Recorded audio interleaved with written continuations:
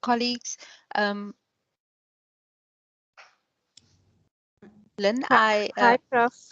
Can you hear me okay? Yes. Thanks. I'm in the boat of people of where load shedding is happening. So I am going to speak fast so that just to welcome everyone that has joined us. And this is an opportunity for PhD students to share their presentations. But let me hand over to our colleague, Dr. Nyasulu.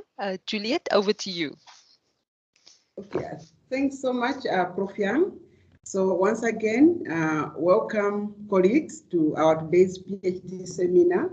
As Prof has already indicated, this is an opportunity for the PhD students to share on their topic. And all of us, we are the support structure, expecting some input, which would improve their work. So today we'll be having Lynn Hendricks, who will be presenting on this topic around art adherence amongst young women with perinatal HIV infections in South Africa. And Lynn is not alone. She's here with two of our supervisors, Prof. Hannes and Prof. Yang. So welcome everyone, and let me just hand over to Lynn to start the presentation. So what will happen is that she will do the presentation for about 30 minutes or so, and then we'll give it to the floor for feedback and input, questions, etc. So let me just hand over to Lynn. Lynn, over to you. Thank you, Professor Naisulu, and welcome everybody. Thank you for joining me in this PhD seminar, and a special welcome to my supervisors, Prof. Yang and Prof. Hannes. I did have a third supervisor, Prof. Kathy Matai, who has passed away this year. So our thoughts are with her. This is our first seminar without her, and just like to also acknowledge her before we start the presentation.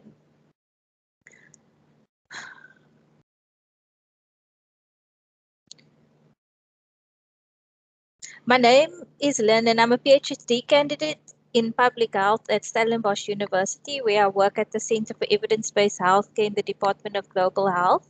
I'm also a Global Minds PhD fellow, and I'm doing a joint PhD at Stellenbosch and at KU Leuven in social science.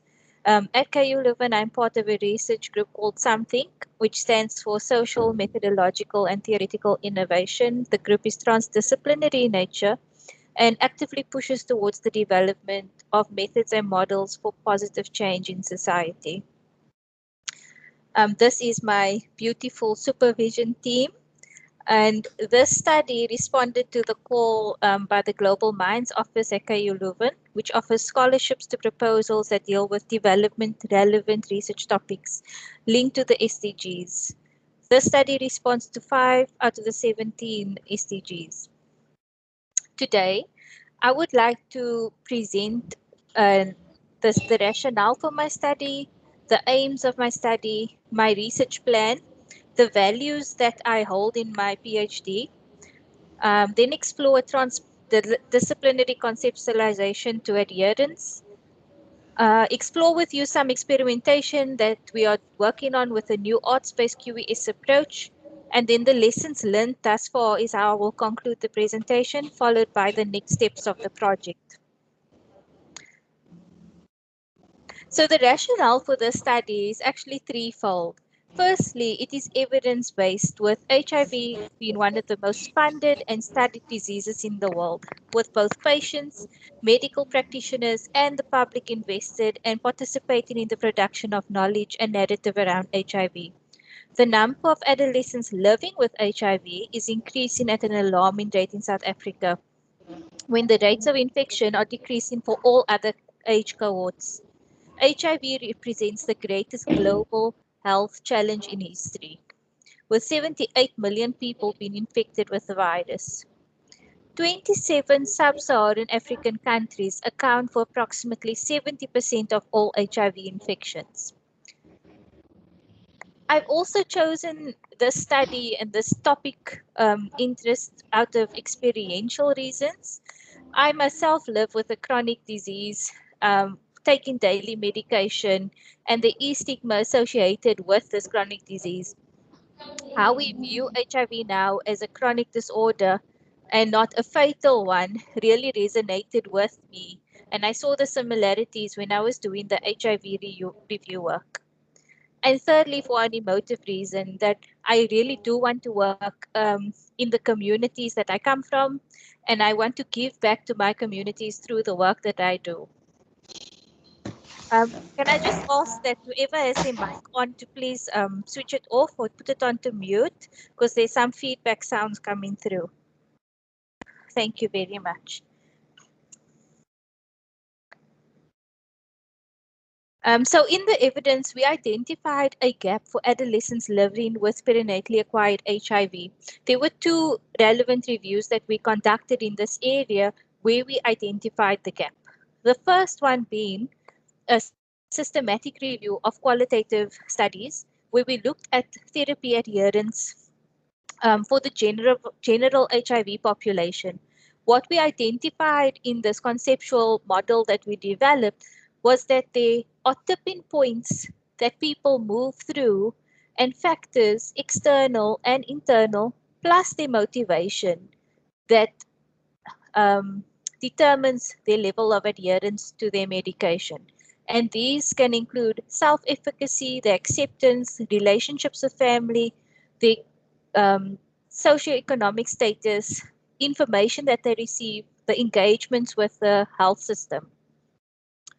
When we did this review, we also in parallel conducted a scoping review of existing reviews. And in this scoping review, what we found were factors that influenced adherence for the HIV positive person. When we started looking at the factors in detail, we started noticing some factors that seemed very tangible, like religious institutions, like food, transport, and it came through in the quotes from the papers where people said, I had to take the taxi to the clinic and the taxi was full, or I had to sit at the back of the bakkie and it was cold, or the roads are really bumpy, my pills are really big. But those stood out for me. So yeah, I had a gap with a population that is understudied, and I had some factors that I didn't really see coming through on the model that we had created in 2019. And when I think about this group of adolescents living with perinatally acquired HIV, they are at increased risk for treatment failure, for drug resistance, long-term mental health concerns. They've at risk for clinical progressions of the disease, have higher hospitalization rates, and they have increased risk of onward horizontal transmission of HIV. So that sets the scene for where I found myself when we were busy developing the study. The study aim is to work towards envisioning enabling environments for adherence to art for young women living with perinatally acquired HIV. I being in a transdisciplinary space and working on the joint PhD, we married the theoretical frameworks from social science and health research. And we used this PhD as an explorative space to see if we could explore new materialism to understand art adherence in young women. And I will explain a bit more about the theory as we get into this presentation. Second to that, we also wanted to explore the potential of participatory arts-based methods to conduct health research in vulnerable populations. So this speaks to a methodological aim and a theoretical aim. This is the overarching research plan. I will not go over all of it right now, but it's good to give context to what I'm presenting today. So my PhD is split into 4 phases. The first phase being the qualitative evidence synthesis, and that is some of what I'm going to be presenting on today. And then phase 2 and 3 is my community participatory project. And in phase 4 is my critical reflection of the methodological experiments that we are doing. And that speaks to the second objective I just shared. With the collection of all the data, we are going to be producing two mini documentaries, very short, 5 to 10 minutes long, as a way of disseminating and also introducing a art space to dissemination and how we put together the data that we have found. So I've highlighted in green the publication that has already been published, and the first one is something that is close to being submitted for publication. That's just to update on where I am in my PhD at the moment. The fieldwork will commence in November of this year. Due to COVID, we couldn't collect data last year or this year. So we will start it now in November, December. So very important to me when I think about my PhD, there are values that I find really important that I integrate not only into the design and the implementation of the PhD, but also in the reporting and how I do the analysis. And these include transparency, allyship, equal intelligence for all stakeholders, respect, reflexivity, and also always considering my position, and then also interaction, and that feeds into the methodologies and the theories that we are using. So as an example of how I've integrated these values into my PhD, this year I gave birth to a beautiful little baby, but it was in the context of COVID, and there were mitigating factors to how my hospital stay was endured. But through that, I was able to reflect on how the hospital space, how the doctor's office, how the bed, how everything around me influenced my psychological experience of health. And that really was a aha moment in how I looked at my study data. So then I used this as an opportunity to reflect on my study and then presented this at the annual academic year day. A second example of how I embraced the value into my PhD is through this poster that we co-authored with colleagues from the Something research group called the Third Sphere. And this is an example of allyship, how we rethink allyship and working with community members during participatory research practices. If you look at the diagram, let's see if I can magnify this a bit. What we are trying to show here is that in the PhD, we are trying to unwind the boundaries between the researchers and participants, where they are found in one space, where they have equal intelligence, where it's not owned by academia or owned by the community. And this is something we're going to experiment with when we do our art research camps, which I will speak about a bit later. But I wanted to show you how values that you hold as a researcher can be incorporated as parts of the PhD. So now I want to go into my theory that I started out with, and it's definitely been a big journey over the last 2 years of figuring out how I understand adherence through the theoretical framing. And I started out with a biopsychosocial model from Engel in 1978.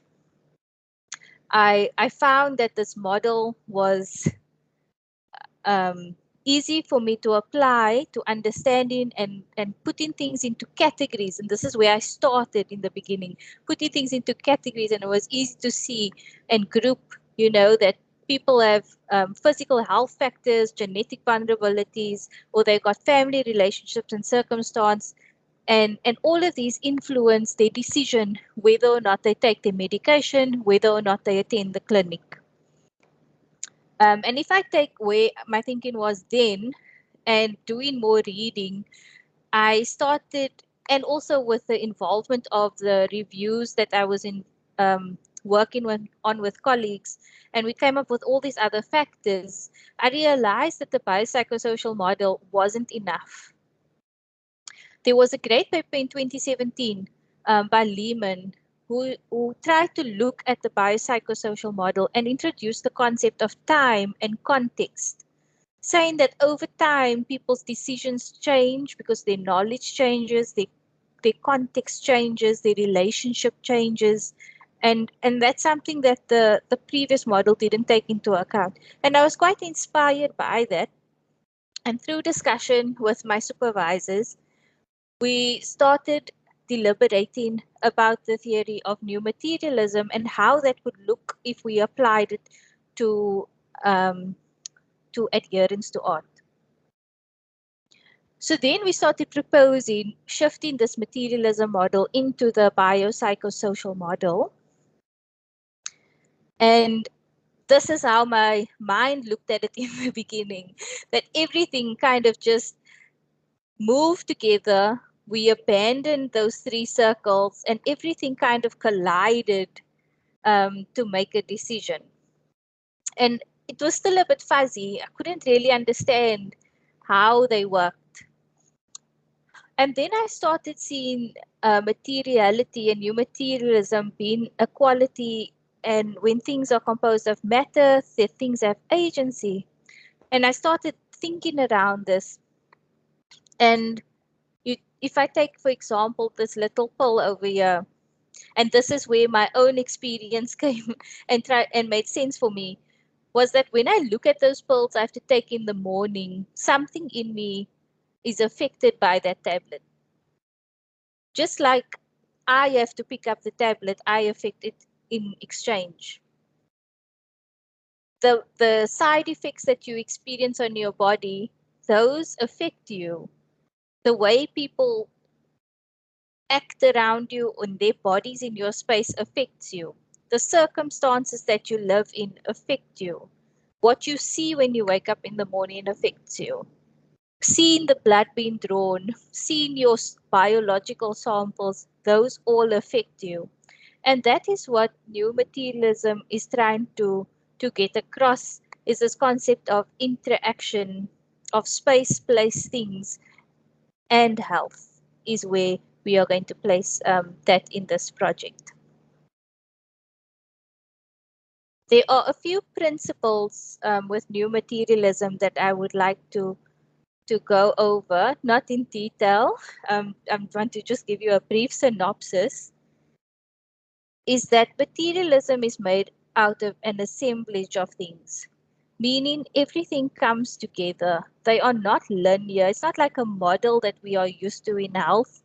It's really relational and non-causal. Everything affects everything else. There is not one affecting only the other. It's dynamic, and we look at assemblages fluctuating,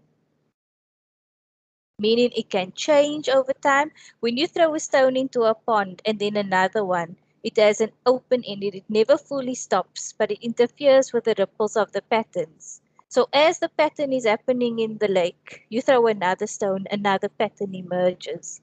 And that is what new materialism is, that there are always things colliding and moving with each other. I spoke about the principle of effect, which is non-linear, meaning it's not straight. It doesn't make sense like that. And then the principle 4 of flatness. Oh wait, I spoke about that already. Let me move on quickly. I would really like to get to the modeling.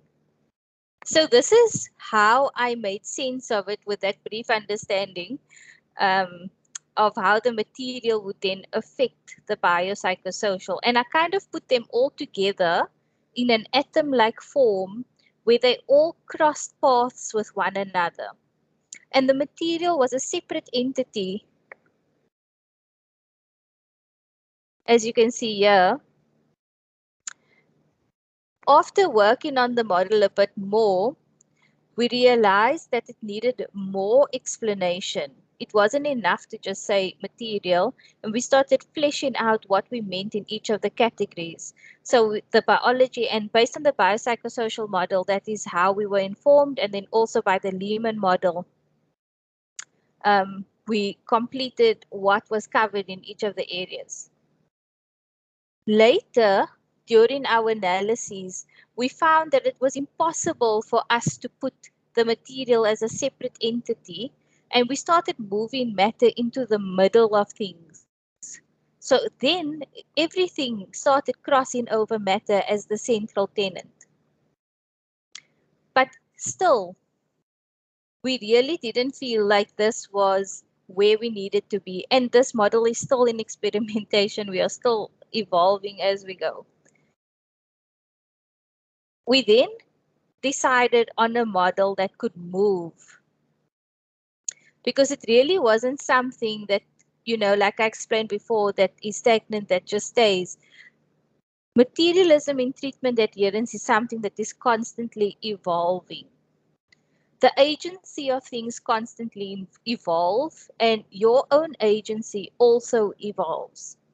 How you react to the workspace that you arrive in today is not how you're going to react tomorrow. What the workspace agency means today is not what it means tomorrow. So taking this concept of new materialism, we try to integrate that and experiment with it in the review. And in this review, we identified 1,059 papers. And after going through the screening process and the eligibility check-in, we included 47 articles.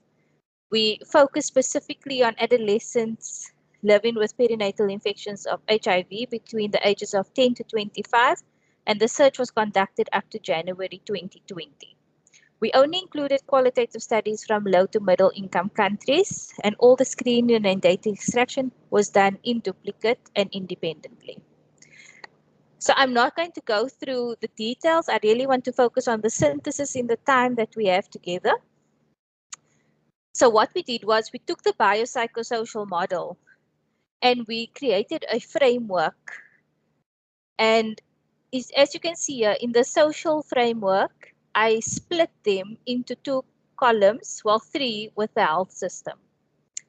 And in the first attempt of the synthesis, we put the material markers separately. And a material marker means something tangible that you can link to a code that you identified. So for example, in the framework, we have a biological code called physical health, or it could be side effects. And the material marker of that code is a skin rash. We could have a relationship where we have shaming, harming, bullying. And the material marker is someone taking their tablets in the toilet at school because they're too scared that people are going to bully them. So the material marker then is the tangible form of the code. But what I found when I did it this way was that we still weren't really getting to the essence of how the material markers acted upon the concept of adherence. There was no integration of material. And if you go back to the theoretical modeling that we were doing over time, that first attempt falls here with material as a separate thing. What we want to work towards was material being in the middle.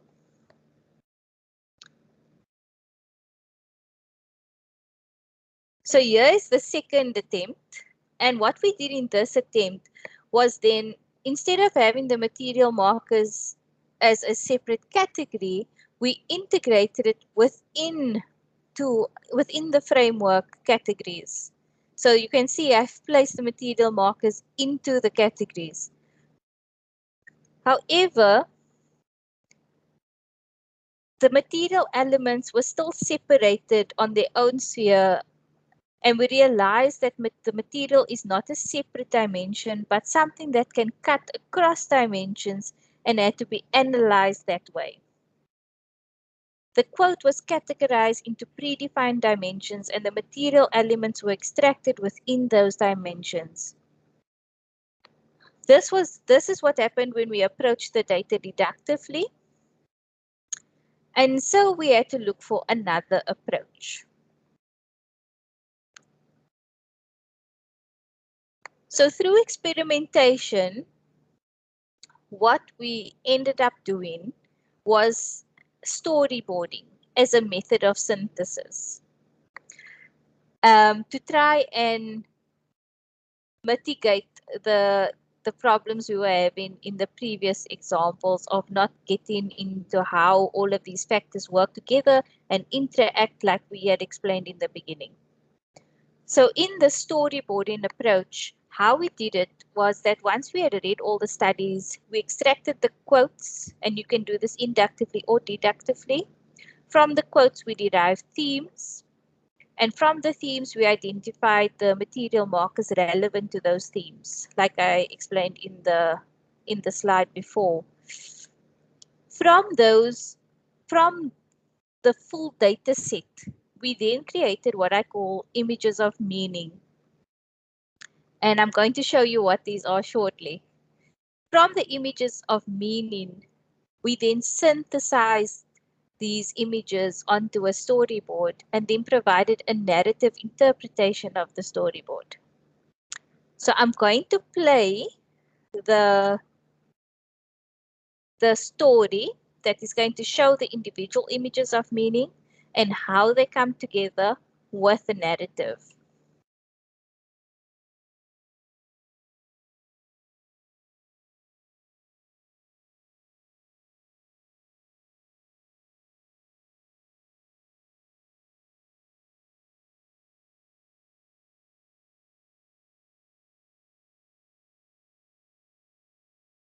Please note you have 5 minutes to go now.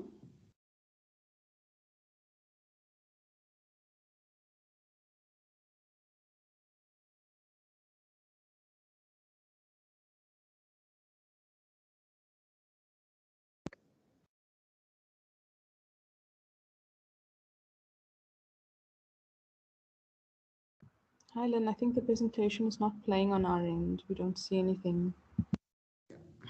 I also wanted to say the same thing. We can't hear anything. Is it not playing? No. No. Maybe you're not sharing the correct screen or something, but it's not playing. Okay, let me try again. Perhaps I can look for it online, Lynn, and send a link to the participants. So give me a second so that they can watch. I do have it on my PC, Karin. I can play it because that is the end of the story. Sorry, I tried to pre-record it to save some time.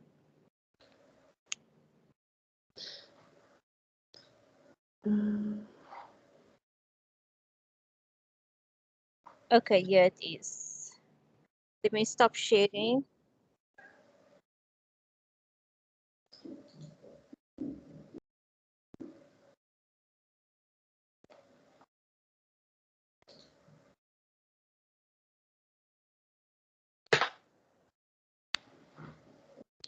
I'm just gonna share my screen again, if that's okay. Yeah, that's fine. You can go ahead. Okay.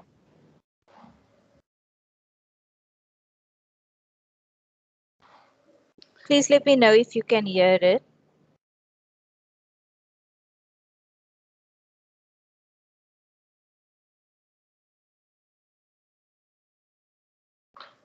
Sorry.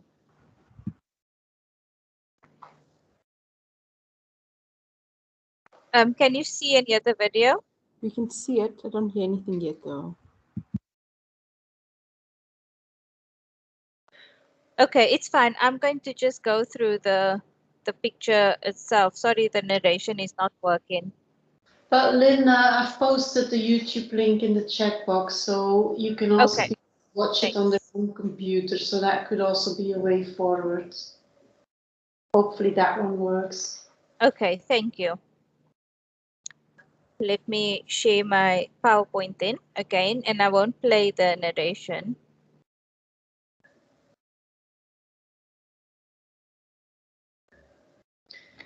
Because I'm going to run out of time. So you are welcome to watch the YouTube clip that Karina sent. Thank you for that, which is the narration of the storyboard. What we ended up doing was drawing what we saw in the papers and making links and connections between these images of meaning. This was the first storyboard that I did when I started reading the data, and this is the final one that we started using. What you see over here is this section here would be the first image of meaning, and that would refer to how the child negotiates why they're taking medicine and trying to figure out what's going wrong and dealing with the loss of parents. The second image of meaning is this clinic setup where they go into the clinic and they're not sure what's going on. They see lots of people there. The mom keeps telling them to, not look at people. Don't let them see you here. It's overcrowded. Then we've got another image here where they go for their HIV test and the nurse explains to them that they have HIV. Perhaps their parents struggle to tell them. And then this line here is their psychological progression. And this is all based on the data that we saw in the reviews. How they move from confusion, thinking, am I also going to die, thinking about stigma, moving to hope and resilience, wanting a future, wanting a family, wanting a career. We also look here at religious institutions providing support for adolescents, the roads that they travel to the clinic, the people that they have to walk past. There might be gender-based violence or issues for young women traveling to the clinic. You look at side effects of the medication, the secrets that they have to keep. Someone in the review said, I feel like I'm stuck in a box. I think someone's mic is on. Can we please turn our mics off? Thanks. They're stuck in a box. There's the medication, hiding it away under the bed, in their pants pockets, not partners not wanting to use condoms, and they're not sure what to do with all these decisions and the stigma. So this picture basically brings together all the themes. In the interest of time, I'm going to move straight to the last slide, which is the lessons learned. And in this lesson, in the lessons learned from where we are now, I'm convinced that therapy adherence has less to do with human preferences and motivations and everything to do with how our bodies, the viruses, things, ideas, institutions, environments, social processes, and social structures assemblage with one another. And we need to challenge the way of thinking that everything is fixed from the start, that we have to fit into a box with logic models and how one has to influence the other only in one direction, and move towards more transdisciplinary framing and ways of thinking. And I guess for me, the highlight is that adherence is a multisensory experience in a multi-agenetic world. And that's something that I am now going to take forward and explore in my fieldwork and see if the same holds up to be true when we co-explore this with young women in Bonteheuwel and Kraaifontein in Cape Town. We're going to be doing that through video documentary with photo voice, art space camps, and interviews and focus groups. So I'd just like to acknowledge again my supervisors, and then Susan and Nico that helped with the screening. And then also thanks to the funders for the opportunity to do this project. Thank you. Thank you so much, Lynn, for your presentation. And indeed, a great topic. And now I'm going to ask the audience if you've got any questions or comments. But let me take the privilege of being the facilitator to be the first one to ask a question. My question is on the gap. It did not come clear to me as why the young perinatally infected women and not the boys. And at first, your paper was looking at all those infected with HIV. So really, it doesn't come through as to why. Of course, you had indicated on the challenges around them in terms of adherence, but why did you specifically go for these and not the boys and not the other adults who are not perinatally infected? That Yes, was yeah. Thank you very much for that question. Yes, I did specifically focus on young women because if you think about the amount of infections in South Africa, young women are 73% more likely than young boys in the adolescent group to be infected with HIV. Also, if you think about responding to the Sustainable Development Goals was one of the core interests of my projects. And it tried to respond to gender-based violence and equality for women. And that's why this specific project is focused around women. When I did the reviews for HIV, we started from a very general point where we first looked at all persons living with HIV. I then did a follow-up review that looked specifically at adolescents living with HIV. And from that review, I then identified the data linked to women and young girls specifically to inform my data collection.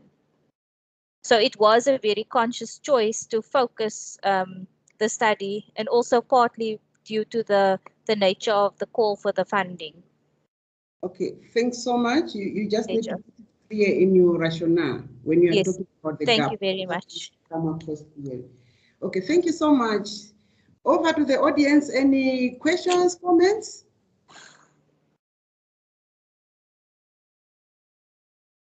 Yes, I see a hand. Yes, Jody. Hi, thank you. Thank you so much, Lynn. That was incredible. You've done a lot of work thus far, and it looks like you're going to do a lot of work as well. I just want to get a sense of, I really liked the way how you talked about the fluidity of adherence, and I liked the way that you viewed it from a story perspective.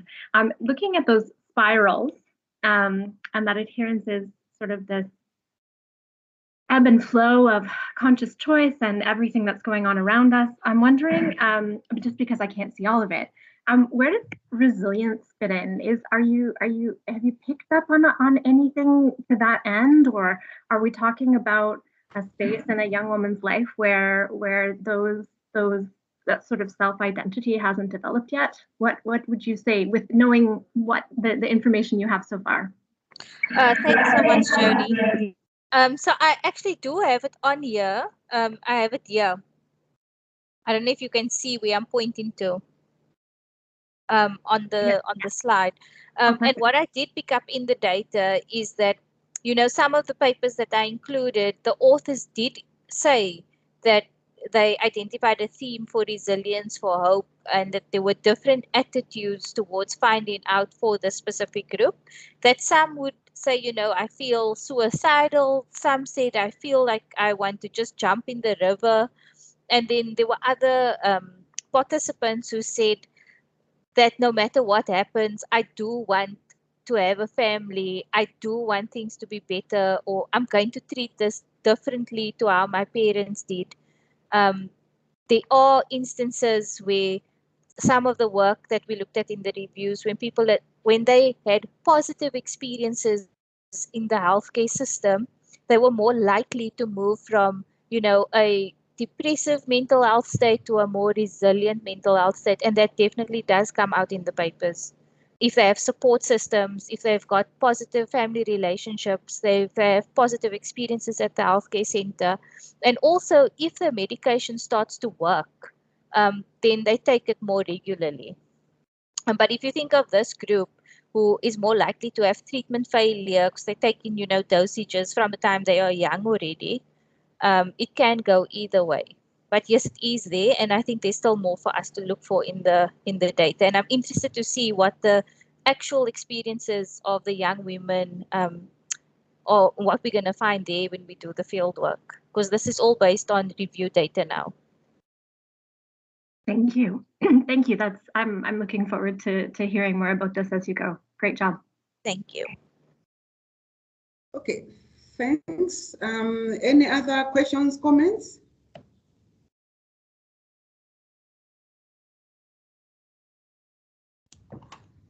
Any other questions, comments? Lynn, this is Cole here. Hi, Prof. How are you? No, fine. So I sort of recently reviewed one or two protocols, and there's sort of and they are psychosocial support and for healthcare workers to support people with mental health or rape survivors, and they have. So there's this sort of tool that uses the sort of my life story tool, and there's toolkits available. So how does your approach sort of differ from that, or is it in the same vein, or where does your sort of this new material approach sit? Yes, thank you for that, Prof. So initially, when I approached this, when I was still new to this new materialism concept, I also approached it as a life story approach. And after now this last 2 years of learning more about it and reading more in the area, I've realized that actually it's not about the human being as the central tenant, or their experience or their perception as the first point of reference, but rather it takes into account everything. So not only are we going to be looking at their experiences in isolation, we are also going to be walking in the community. We are going to be journeying with, so I'll be walking with the participant when they visit to the clinic, to see what do they see along the way. So if I think like a community like Bontiville, which I'm very familiar with, it's hard for women to walk from their houses to the clinic. There is violence, there is shooting, there is people standing on the corners where women are scared to walk. They have to go at awkward times because they might have jobs. And I want to take that journey with them and see what in the environment is also affecting them. If you look at the households that they live in, is it conducive to them taking their medication or even feeling motivated to do so? So it's a bit more than just the life history. It's also what is happening around them in present day, and even up to what is happening in the clinics, if that makes any sense. But I'm also happy to look at that toolkit, Prof, if you'd like to share the link with me over email. Okay. No, I think that, that's sort of, I like your explanation, and it sort of makes sense to me. Thank you very much. Thanks for the comment and the detailed response. Any other comments, questions?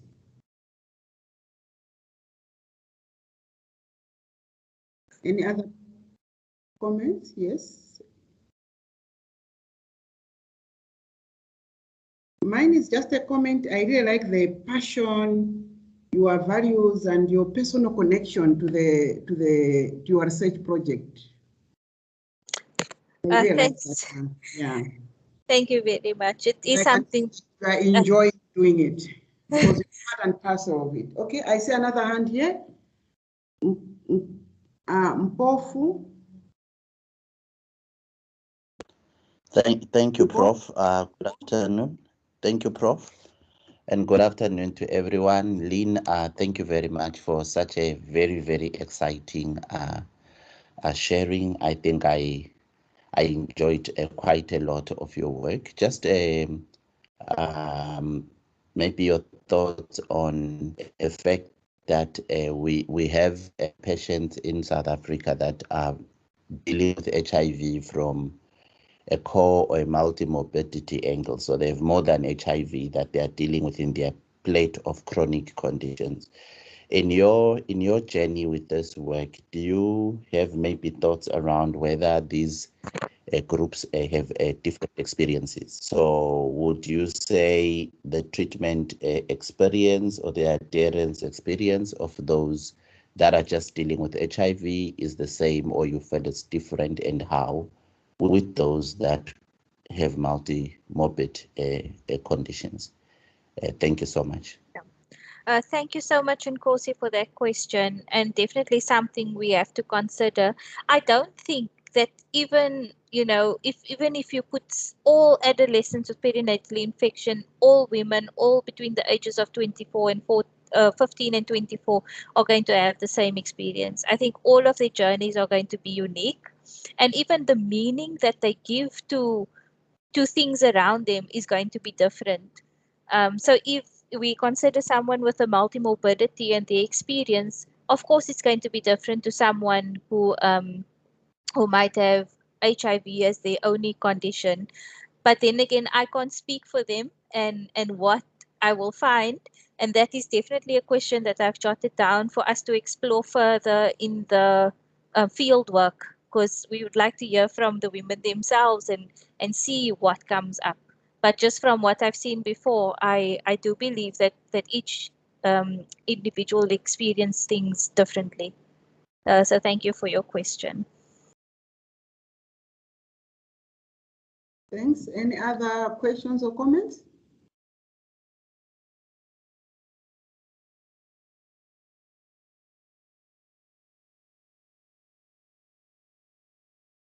Any other, yes?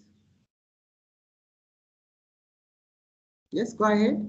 I see there's a comment in the box. Hannah, is this your comment on Karen's email message?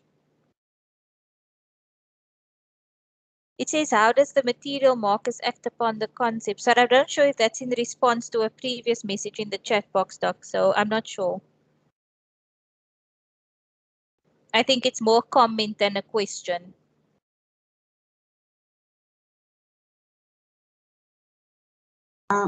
Is Profani still around? I think she has left. Yes, I think it was just a comment and not a question. Okay, all right. Yeah. Any other questions, comments?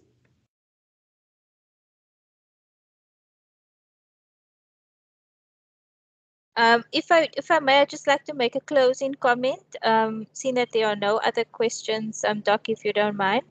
Yeah, not a problem. You can go ahead. Okay. That's what I was going to ask you now. Okay, I just want to say thank you to everyone for joining and for these really wonderful questions and for the considerations that you have given me.